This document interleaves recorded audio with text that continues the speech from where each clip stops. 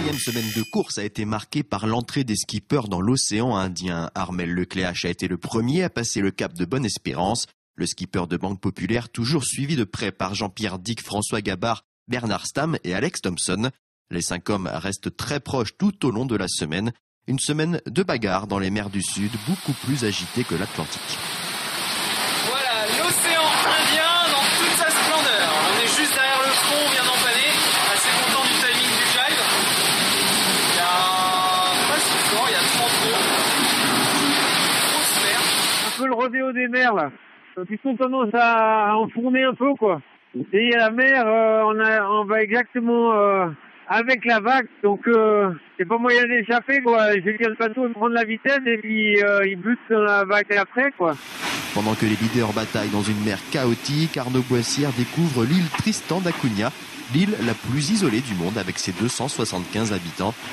En dernière position, Alessandro Di Benedetto s'offre quant à lui une séance de coiffure. Il faut faire attention aux ciseaux, surtout à côté des oreilles, avec la houle. Pour les 3 poursuivants derrière le groupe de tête, c'est l'élastique. Mike Golding, Jean Le Cam et Dominique Vavre perdent beaucoup de terrain en milieu de semaine, puis se refont la cerise ensuite pour revenir à moins de 500 000 des leaders. Jean Le Cam et Dominique Vavre ont même la chance de se croiser en plein milieu de l'océan Indien. Et voilà, Mirabeau, mon ami Dominique au milieu de l'océan Indien, avec un albatros entre Dominique et nous, regardez. J'étais à la rencontre des tontons flingueurs ce matin. Voilà notre ami Jean Cam derrière, juste, pas loin. Mercredi, grosse frayeur pour Tanguy Delamotte. Son bateau se retrouve couché sur le côté. Le skipper d'Initiative Cœur constate que le vérin qui fait le lien entre le pilote automatique et la barre a lâché. Il doit donc se lancer dans des réparations délicates. Ouais, j'ai fallu la grand voile.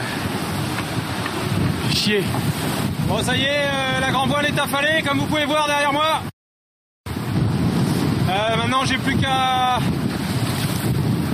aller chercher les pins dans le matériel de spare et puis changer les 4 lattes. Tanguy Delamotte réussit à remettre son bateau en état et poursuit la course en avant-dernière position derrière Bertrand de Broc. En tête de course, les leaders jouent aux chaises musicales. Jean-Pierre Dick, Bernard Stamm, François Gabard puis Armel Lecléache prennent tour à tour les commandes. Après avoir passé la porte de Crozet, la deuxième porte des glaces du Vendée Globe, les bateaux de tête affolent de nouveau les compteurs. Ils filent à toute vitesse vers la porte Amsterdam et on a droit à un nouveau record de distance parcourue sur 24 heures. Il est signé Jean-Pierre Dick sur Virbac Paprec 3 avec 515 000 entre dimanche et lundi matin.